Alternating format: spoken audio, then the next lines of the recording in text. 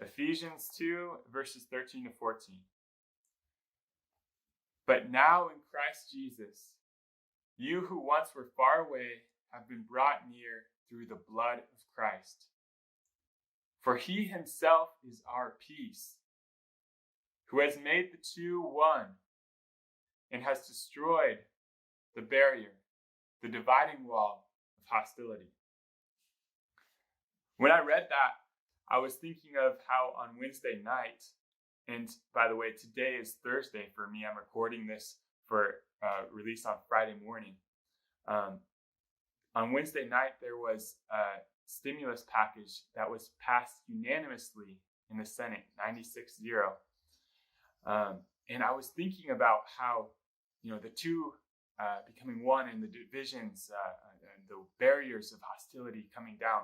I was thinking if there can even be unity in this place of historic division, and especially in recent times, so much division, how much more is there unity and is there that peace for those who are in Jesus? When Jesus is our peace, how much more will that unity come about? And this was very different times. What I just read is a letter from Paul to a community of some of the first followers of Jesus who they weren't responding to a pandemic or something of that matter, but they were experiencing a conflict of division over ethnic and cultural divisions. And so, of course, this is a different matter that they're speaking about, but it still shows us that when we're in Jesus, and Jesus' real desire for us is to have unity. And we see this in Jesus' own words, in Jesus' prayer in John 17. Jesus says, and I'm reading from verses 20, the last part of verse 20 and 21. I pray for those who will believe in me through their message, that all of them may be one, Father, just as you are in me and I am in you. So Jesus' prayer for all those who will believe, and that includes us today, is to be one, for unity. And his example for this is God's own unity in God's self. So he talks about being one as the Father is one in Jesus, and Jesus is one in the Father.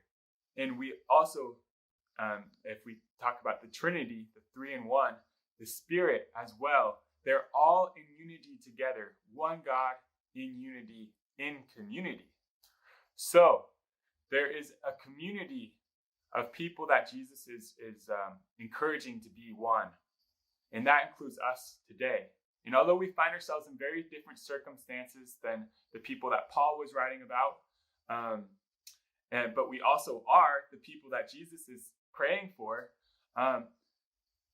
even though we find ourselves in different circumstances of community than usual, I think that there's still that focus of unity that Jesus' prayer speaks to. There is a desire for unity in the community that we find ourselves in. So I encourage you, just as Jesus is encouraging us to find unity, I encourage you today, take some time to pray after this.